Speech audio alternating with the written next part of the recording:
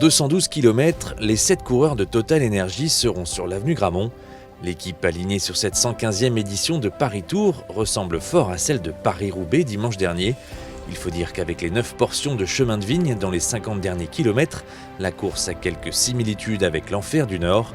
Cela fait plusieurs années qu'il n'y a plus de sprint massif à l'arrivée. Ouais, forcément, ça devient plus une course de classique comparé au passé où c'était une course souvent faire aux sprinters.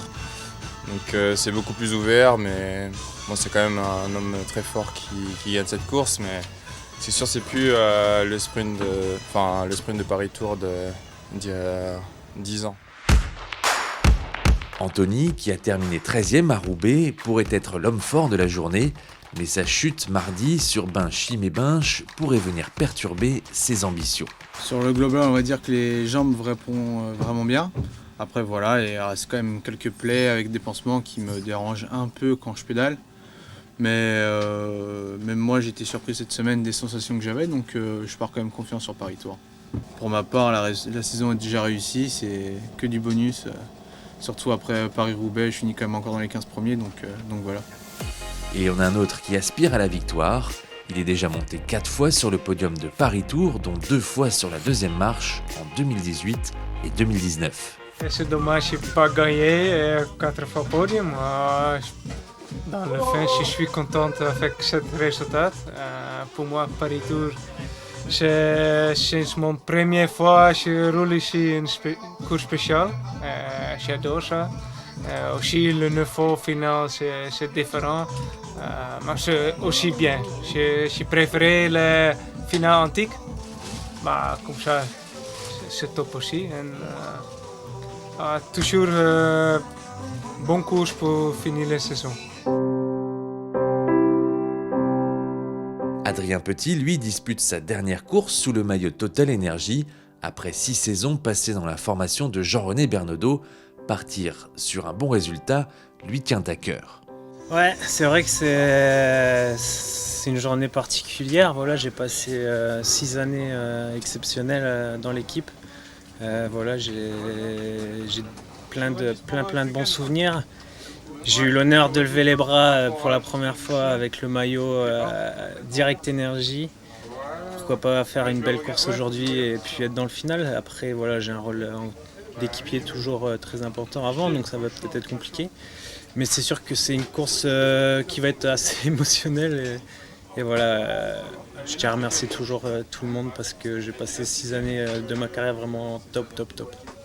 Le schéma que j'ai envie de vous proposer aujourd'hui, sur une course avec maintenant cette particularité et l'atmosphère qu'on doit mettre dans ce collectif, c'est une machine de guerre au sommet, en taux, d'accord ? Une machine qui, à partir du moment où on va arriver sur les chemins, doit paraître indestructible. Voilà, je suis là, je prends ma place, je suis le favori de Paris-Tours et j'assume. En dessous, 2 lieutenants, Niki et Driss, d'accord, et 4 soldats, mais 4 soldats 4 soldats fous furieux, prêts à mourir pour la nation le plus loin possible dans la course.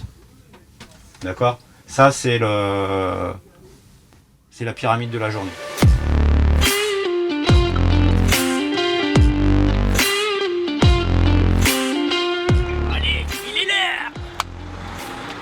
Ils sont 3 dans un premier temps à partir à l'avant, mais ils seront rattrapés par un groupe de 34 coureurs dont fait partie Adrien Petit. À noter la chute d'Anthony Turgis dans les premiers kilomètres de course. En arrivant sur les premiers chemins de vigne, le groupe de tête dispose d'une petite avance d'une 50aine de secondes, mais le terrain accidenté de Touraine change la donne. Ils ne sont plus que 3 à l'avant. Anthony réalise une très belle course en étant toujours très bien placé dans le peloton, mais celui-ci ne parviendra pas à revoir les fuyards. C'est finalement un sprint à 4 qui se joue sur l'avenue Grammont et c'est Arnaud Desmar qui s'impose. Anthony termine 16e. En fait, il y a eu un petit carambolage dès le départ. Ça m'a bien sonné, hein. Je suis allé à la voiture, je suis monté dans la voiture, vraiment parce que ça allait pas.